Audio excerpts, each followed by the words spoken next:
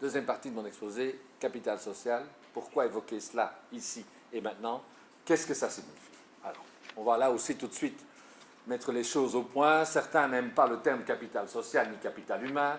Bien sûr, mettre dans une expression le terme capital est forcément connoté, ça ne plaît pas à tout le monde.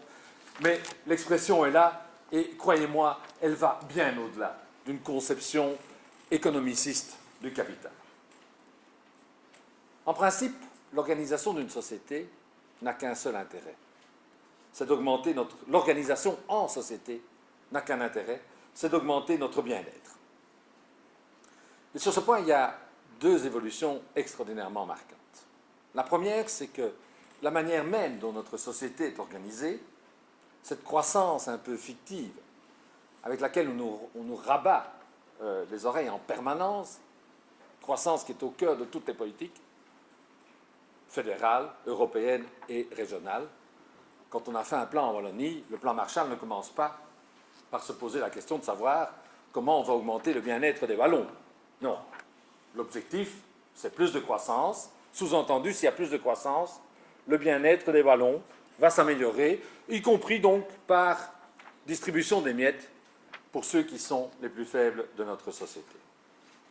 Sur ce point, mais ce n'est pas l'objet de mon exposé, les indicateurs dont on dispose aujourd'hui sont très clairs. Je pense que nous sommes rentrés dans une phase, comme disent les économistes, de rendement décroissant.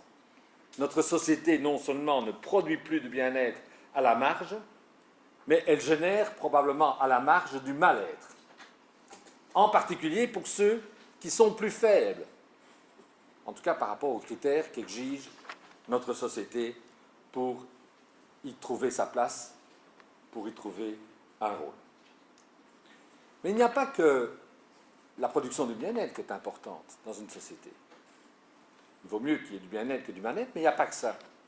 Une société démocratique se doit aussi de permettre à tout le monde de participer à la production de ce bien-être, peu ou prou, que ce soit dans le circuit marchand ou non marchand, que ce soit comme bénévole ou comme travailleur, que ce soit comme chercheur, ouvrier ou aide-soignante, peu importe.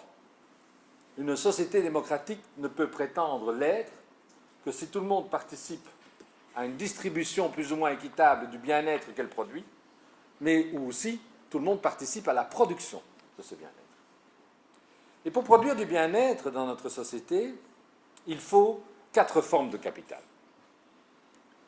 Il y a le capital naturel, bien sûr, le capital produit ou artificiel, ça dépend un peu d'un auteur à l'autre, c'est les machines, les routes, les voitures, les ordinateurs.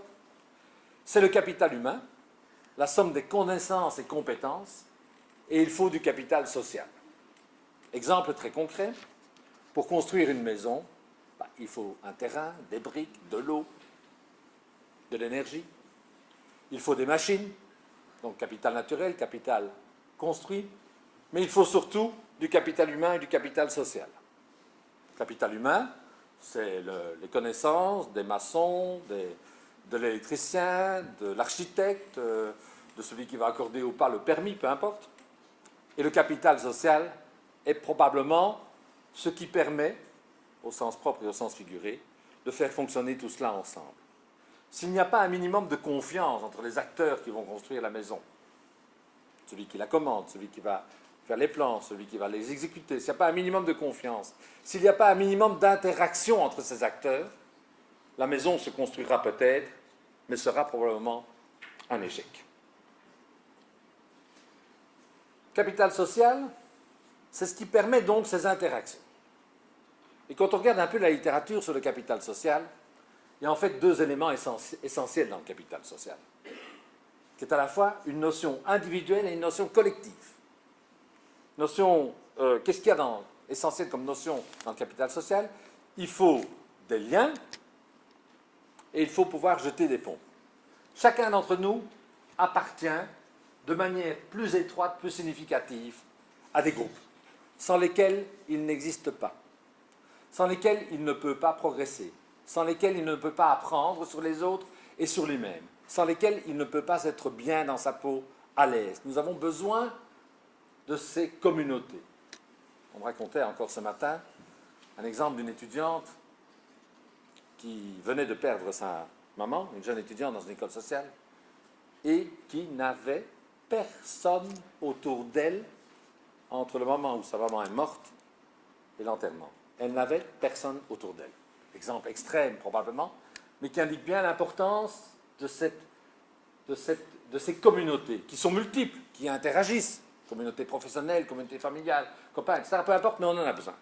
Et la deuxième chose, évidemment, si nous avons comme ça un ensemble d'îles qui fonctionnent sur elles-mêmes, on n'a pas non plus de capital social collectivement construit, qui a la nécessité de groupes d'interagir, y compris sur le plan politique, où on a montré ces dernières semaines toute l'importance d'un capital social aussi au niveau politique. Cette nécessité de faire des ponts, de se comprendre, d'interagir, de se faire confiance à certains moments,